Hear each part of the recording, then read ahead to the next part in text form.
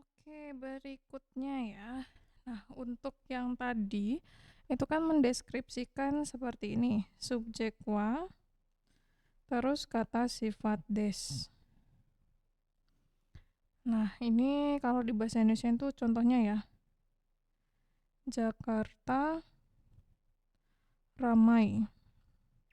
Kalau dari polanya itu kan langsung yang subjeknya ini sama kata sifatnya aja udah selesai. Tapi bisa juga nih misalnya seperti ini. Subjek wa, kata sifat plus kata benda des. Jadi kayak lebih spesifik gitu aja sih. Jadi kalau kita misal bilangnya Jakarta kota yang ramai. Nah, tuh, jadi kayak ada tambahan Jakarta ya. Jakarta adalah kota yang ramai gitu kan. Kalau secara lengkapnya Jakarta adalah kota yang ramai. Nah, Jakarta ini adalah subjeknya, untuk kota ini adalah kata bendanya, dan ramai ini adalah kata sifatnya gitu. Jadi kalau untuk dari segi pola kalimat dia agak beda sedikit ya, tapi kalau untuk inti kalimatnya sebenarnya mah sama gitu. Kita artikan dulu terjemahkan ke bahasa Jepang menjadi Jakarta wa Nigiyaka machi desu. Hai, seperti itu. Nah, terus ada satu hal. Nigiyaka ini kan kata sifat. Nah, kalau kata sifat nah ketemu kata benda, dia ada naknya dulu. Jadinya Jakarta wa Nigiyaka na machi desu. Seperti itu.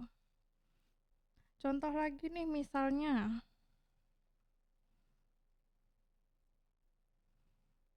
Karina adalah orang yang rajin. Karina ini subjeknya, orang ini adalah kata bendanya, rajin ini kata sifatnya. Nah, kita ubah sekarang menjadi Karina sangwa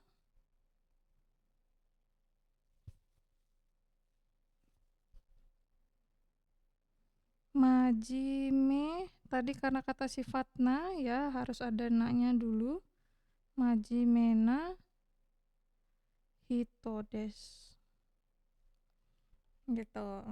Nah, jadi ingat kalau kata sifatna ketemu kata benda itu harus ada naknya di tengah-tengah. Ya. Oke, untuk yang berikutnya, kalau untuk kata sifat i ya, kata sifat i. Contoh lagi nih misalnya. Ramen adalah makanan yang enak. Nah, misalnya gitu. Ramen ini subjeknya, makanan ini kata bendanya, dan enak adalah kata sifatnya. I di sini ya, kalau tadi nah. Kita terjemahkan menjadi ramen wa oishi tabe mono desu. Hai, ramen. Ya, ramen wa oishi tabe mono desu. Untuk kata sifat i, ketika dia ketemu kata benda langsung tidak digunakan atau tidak diselipkan partikel apapun. Jadi langsung oishi tabe mono desu. Seperti itu. Atau lagi misalnya contohnya. Karina adalah orang yang menarik.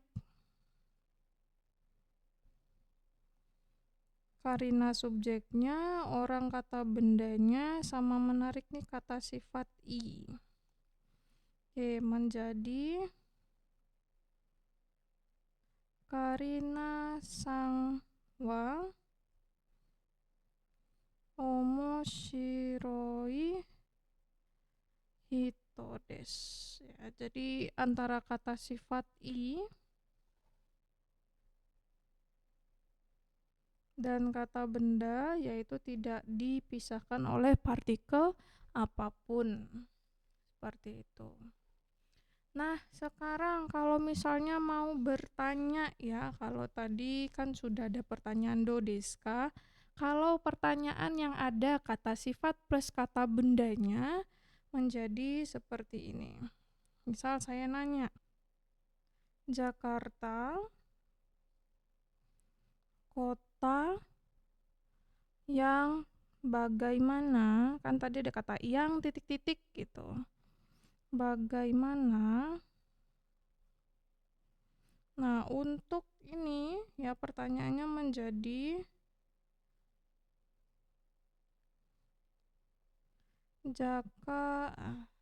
Jakarutawa.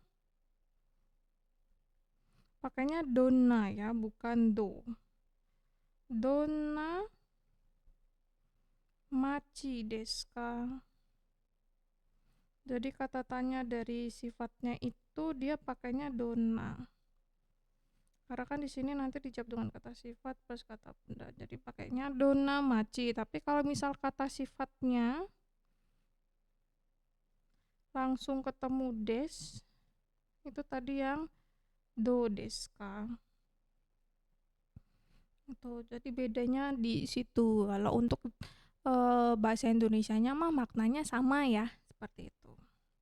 Nah, kita sekarang jawab nih. Jakarta kota yang bagaimana? Nah, kalau untuk jawab langsung aja. Kota yang ramai. Polanya seperti yang tadi. Ramai dulu kan, berarti nigi yakana machi desu. Kota yang ramai. Ini ada naknya, jangan lupa ya, seperti itu. Terus misalnya nih, misalnya doang ya. Saya jawabnya pakai ini.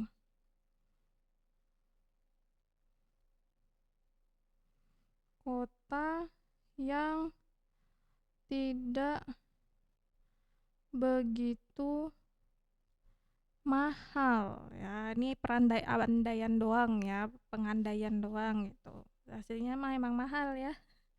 Gitu. Hai, oke, kota yang tidak begitu mahal. Tidak begitu ya tadi. Ingat, tidak begitu kan berarti pakainya amari. Oke, untuk bahasa Jepangnya amari takai